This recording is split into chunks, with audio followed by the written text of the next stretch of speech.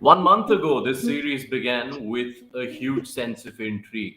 About 10 days back, the picture felt a bit different, but how silly were we to ever think that a series between these two sides will not last the distance? Here we are then, ahead of the fourth test of the Border Gavaskar Trophy, all to play for. India must win to keep their fate of the World Test Championship final in their own hands. Australia seeking history because a win here for Australia will mean this is the first time in over 10 years that India failed to win a test series at home. Ian Chappell and Wasim Jaffer join us on ESPN Cricket for Match Day to build up to the fourth test.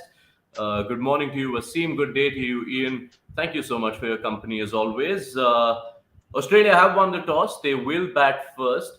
Strangely, Chappelli, it has defied convention this series. You tend to think that bat first in India, score big, make the match yours. It's not just that the match has gone to the other team every time, it's also that it has felt trickier to bat first, you'd say, in the series so far. Well, it still boils down to the one thing: whatever you do first, you've got to do it well. Um, so Australia have got to bat reasonably well. I think, don't know what the pitch is going to be like, but you get a fair idea that it's going to spin because it pretty well always spins in India. And if you can get 300 batting first, you've given yourself a very good chance of winning the game. So now India's task is to bowl really well. Um, so, as I say, whatever you do first, and I I really don't like the idea as a captain of giving up that first use of the pitch. I think it's a good thing. What can happen is, and it generally happens on green tops, is you win the toss and send the opposition in. But unfortunately, because you're in the field, you get a chance to see what the ball's doing and it's zipping around everywhere, and that affects your play a little bit. Whereas the team that bats first goes in unencumbered. They're not thinking about it'll do this, it'll do that. So, but I still think it just boils down to whatever you do first, do it well. Wasim, good morning to you. Underlying moisture might be one of the reasons behind teams enjoying a little more with the ball even after they've lost the toss. If you look at average scores this series, the first innings it's only been about 180, whereas the second has been 280. Now for India, going into this very important game, how do you expect them to make best use despite having to do what they wouldn't have wanted to do in the sense of bowling first? Well, I think so far, Yash, every team that has, batted first, they haven't done well, whether it's Australia, whether it's India. So India won't mind that, and Australia will be mindful of that, that they can't afford to lose too many wickets in the first session. So even if you don't make too many runs, you got to protect that wickets in the first session. That will be key because there'll be moisture, like you have said. The first session generally spins a little bit more. I won't be surprised if India brings the spinners on early, and Indian pacers, have taken wickets in the first session, in the first test, if you remember. So yeah, I mean, Australia need to bat well. Every time that in the three test matches, the first inning hasn't scored a lot of runs. So Australia will be mindful of that, and India won't mind bowling first, to be honest. They won two test matches bowling first, and there'll be a moisture. And if there's a little bit of spin, Ashwin and Jadeja and even Aksar, would enjoy bowling on that. And we have seen generally, on a spinning tracks, whatever helps, is in the first session. Then the wicket settles down in the second and third session. Those are the sessions where batting becomes a little bit easy. So yeah, so both teams will remember that, and Australia will have to bat well, like Chappelli said. If they score 300 plus, they are in the game. They can't afford to get bowled down for 180, which is an average score, like you said. So they would want to make a game of it by scoring 300 plus. Yeah, 300 plus. Been a while since we saw that in this series. To any of our viewers joining late, let's just get you up to speed. Australia have won the toss in this fourth test. They will bat first. Let's take you through the team sheets. There is Australia unchanged, but India have made the one change.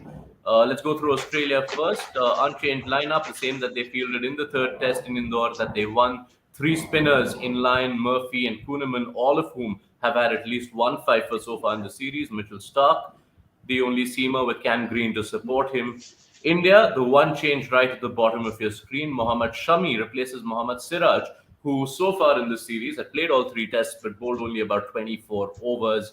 The rest of the lineup stays the same. Jadeja, Aksar, Ashwin, important with the ball, being quite important with the bat as well. Umesh Yadav keeps his place in the side. He took a three-for in Indore in the first innings. Now, Wasim, one of the things that will be interesting here is Akshar Patel. India have not used him a lot. He returns to the ground, which where he announced his sparkling arrival on the Test match fold. Yet 39 overs bowled so far this series. How do India use him better?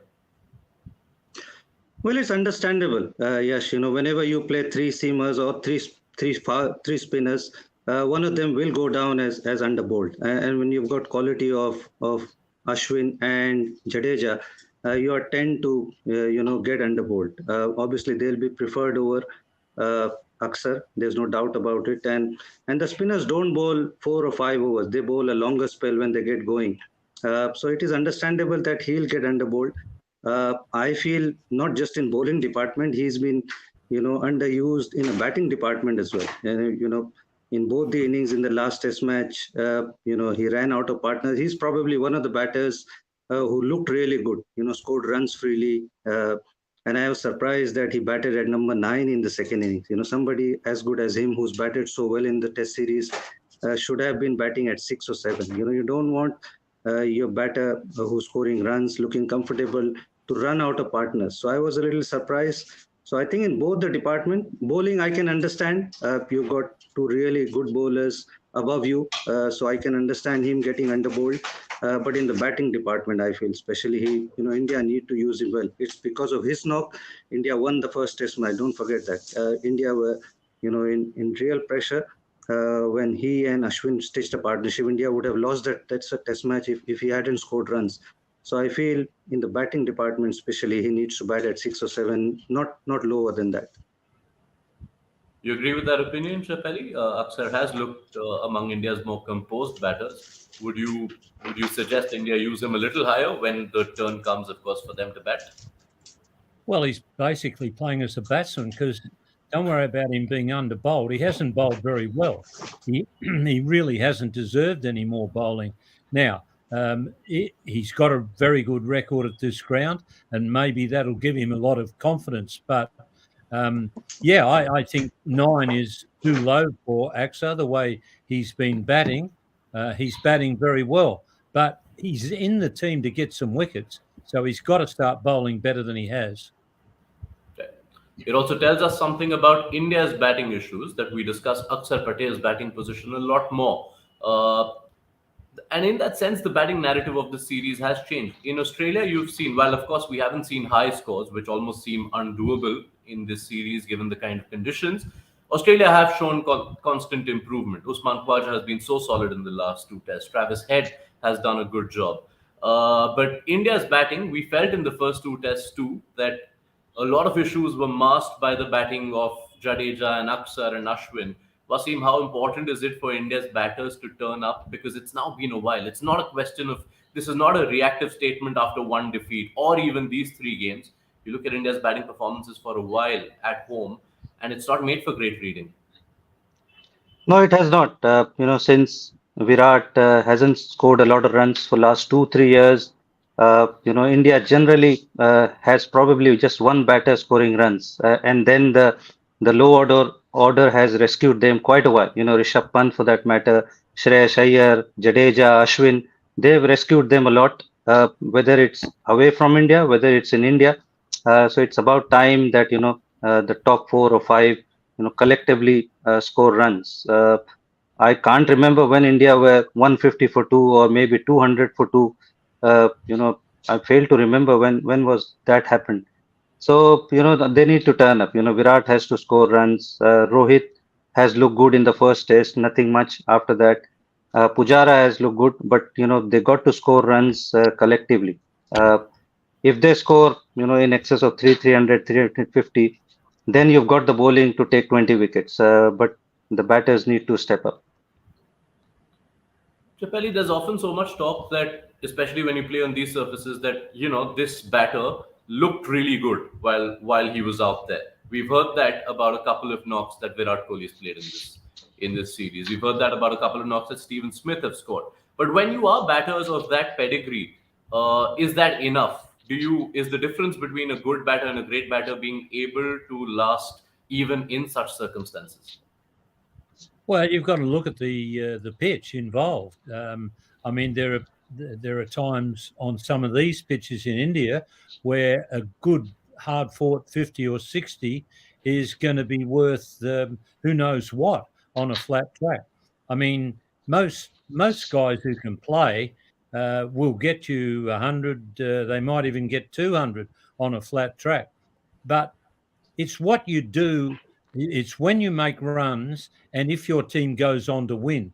That's what's really important. So if you can get 50 or 60 and your team gets 250, 260 and wins the game, then you feel pretty good about the way you've played. So it's all to do with getting runs when they're needed and getting runs when it's hard work. So that's the way to judge batsmen, not whether they make 200 on a flat track. Right. So now, Chappelli, let's talk about Australia's approach for this innings. We've discussed enough that the first innings haven't worked out very well for teams batting first. But how do you expect them to go about this? We saw Travis Head take the game on a little more, which you were all impressed to see in the third game. Is that something you expect to continue? Well, the Australians will play their natural game. You've got Head who will attack. He might have a look at a few balls, but then he'll go on the attack. And a lot of it will be how the Indians react to Head going on the attack. And if they start spreading the field and looking to defend, they'll get into a lot of trouble. But that's the way that Head plays. You won't expect Labuschagne and Smith and Khawaja to play that way. Khawaja will sweep a lot because that's a shot of his.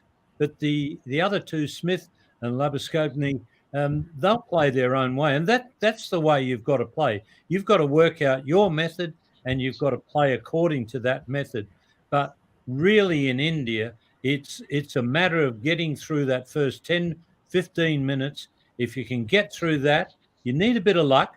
And if the luck goes your way, then you've got to try and make the most of it. But what is the most of it in this series on these pitches? 50 or 60 could easily be making the most of it.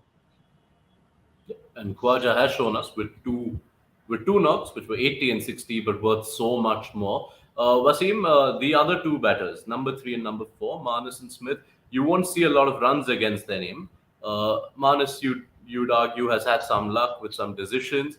Smith, on the other hand, has not had a lot of luck. He's got some of the best of the Indian bowlers. Do India somewhere worry right now that a batter like Steve Smith is due, and if he comes good in this innings, that can be so defining in the context of this series? Oh, definitely. I mean, a player like Smith is always a danger. When he gets going, he's going to make a lot of runs. I mean, 50 and 60 probably not enough for Steve Smith, but he's somebody who's got runs on those turning tracks. So he knows how to play. I was a little surprised the way he has played so far. The choice of his shots has been a little surprising, but I'm sure uh, he must have learned. And you never know. A player of his quality, if he comes good, then Australia will look good to post a decent score. So, Manas and Smith, if they come good, along with, Khwaja playing well, Travis Head has looked decent, and the lower order has contributed. Peter Handscomb has been good. Even Cameron Green has looked good. He spent a little bit of time. Then their batting can be a little dangerous. But all they need to do is bat well in the first session. Yep, bat well in the first session. We've not seen a lot of that in this series so far. We've learned so much in the course of the last month. One of the things I've learned is to not ask for predictions, not going down that route, Chappelli, today. So thank you, gentlemen, for your company. Let's see how day one of this one pans out. Really looking forward to your presence again at the end of day's play. Ian Chappell and Wasim Jaffer will be back with us on ESPN Cricket for Match Day right after Stumps on day one. Let's see how the last test goes up.